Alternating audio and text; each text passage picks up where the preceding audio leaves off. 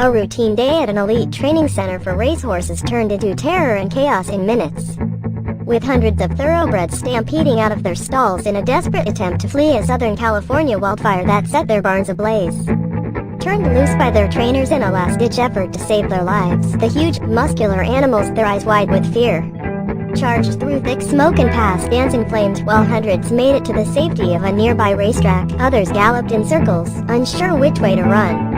Still others, too frightened to leave their paddocks, stayed there and died.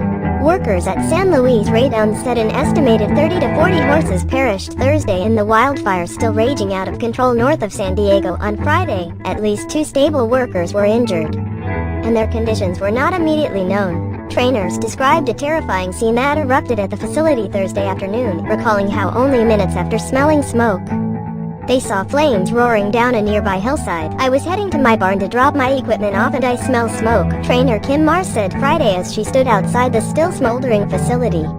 "Within 2 minutes, I look up the hill and you could just see it come up over the ridge."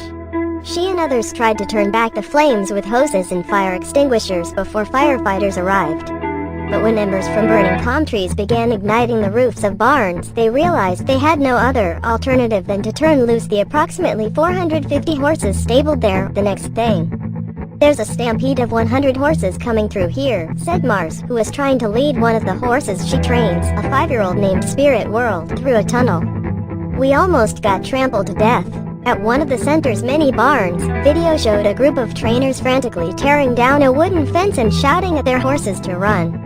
One large black horse, its forelocks wrapped in white leggings, bolted toward safety, but then, spooked by the burning palm trees, turned and fled back toward its stable. Scores of others charged through thick smoke to safety. Trainer Cliff Sice suffered burns on his chest and arm trying to get a 2-year-old filly named Scat Home Lady out of her stable. "She wouldn't budge, and he said she burned to death there.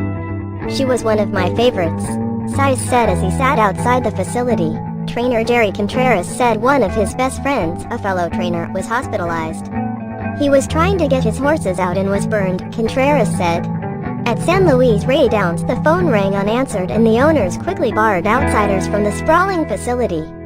It is Southern California's premier training center for thoroughbreds, with a competition-sized racetrack, a smaller one for training, numerous trails for horses to relax on, and even a swimming pool for them to work out in.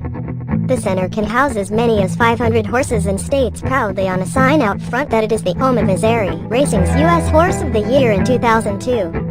Other thoroughbreds that have trained there include Kentucky Derby winner Ferdinand. The facility sits among rolling hills, picturesque vineyards and farms down a winding 2-lane road just a few miles off busy Interstate 15, the main thoroughfare connecting Southern California to Las Vegas. The horses that fled were quickly rounded up, and many were taken to the nearby Del Mar racetrack, where a veterinary center was set up for the injured. The tragedy resulted in an outpouring of support from the racing community, with Southern California's Los Alamitos race course canceling its daytime thoroughbred program Friday out of respect.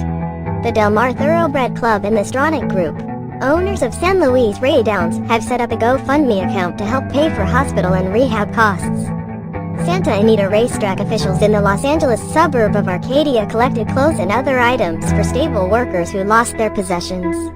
"I lost everything. 40 years. I lost all my tack, all my machines, my webbings. It was all burned. My whole livelihood. I feel like quitting," the 66-year-old Sice said.